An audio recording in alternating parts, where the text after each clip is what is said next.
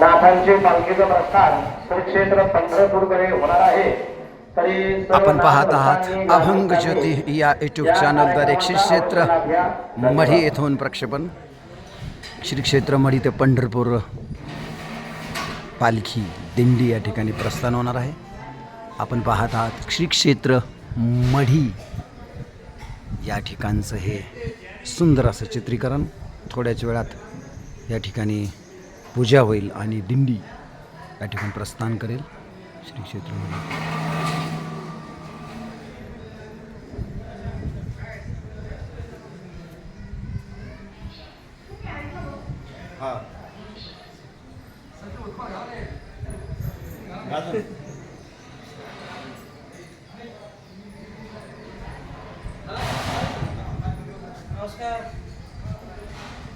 जय जय रामकृष्ण हरी.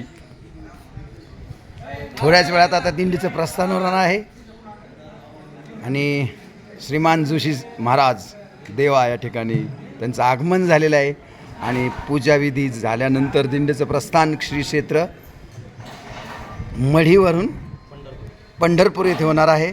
तत्पूर्वी हा अभिषेक आणि सर्व पूजेचा कार्यक्रम या ठिकाणी होतो आहे.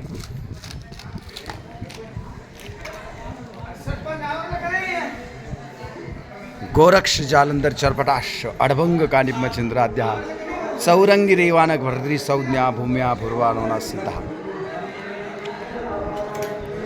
विठ्ठला विठ्ठला विठ्ठला विठ्ठला. आणि भक्तगण या ठिकाणी श्री क्षेत्र मढी येथे चैतन्य कानिपनाथांचं दर्शन घेत आहेत. थोड्याच वेळात दिंडीचं प्रस्थान होईल. भक्तगण या ठिकाणी दर्शनासाठी आलेले आहेत आणि दिंडीतील वारकरी सुद्धा या ठिकाणी सज्ज आहे.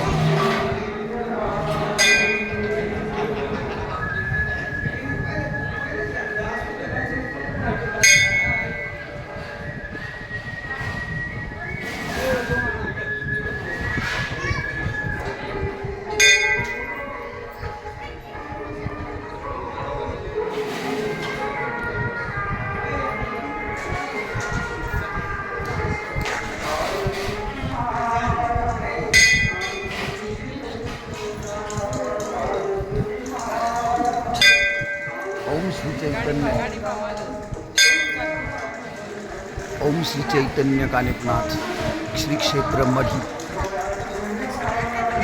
ओम श्री चैतन्य कानिपनाथ. फक्त हातात धरा. ओम श्री गुरुदेव श्री क्षेत्र मढी येथून प्रस्थान झाले आहे थोड्याच वेळामध्ये आणि पंढरपूरला दिंडी पोहोचते आहे. 15 रोजी आणि